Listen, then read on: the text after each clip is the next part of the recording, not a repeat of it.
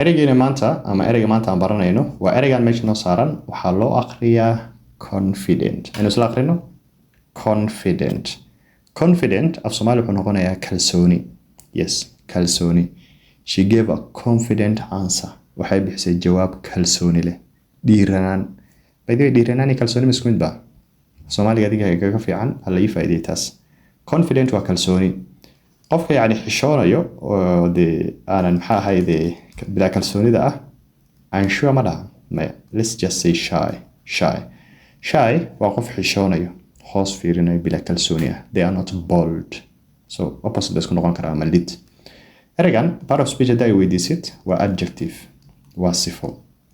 Adjective waa sifo. Okay, waxaan laga wadaa feeling sure about yourself. For example, jumlada aynu galino. Let's just try. She gave a confident answer. A confident answer. waxay bixisay yani jawaab kalsooni ku dheehanta. She gave a confident answer. Talabaad kugu dara. Okay. He feels confident. He feels confident speaking English. Yes, markuu luqadda ku hadlaayo he feels confident. Okay, maadaama space ka yahay English intaasaan kasoo gaabsado. So maxaan dhahay recap.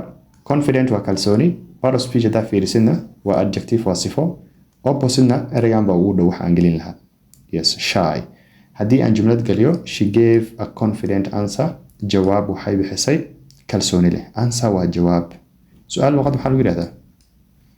Jawaab haddaynu bixinay su'aal. Isku day. Okay. سؤال حد هذا question وجواب وسؤال answer وجواب. أكيد سؤال على بعض. He feels confident speaking English. يعني مركو اللغة كو هلايو he feels confident. كالسوني بودريما. Okay.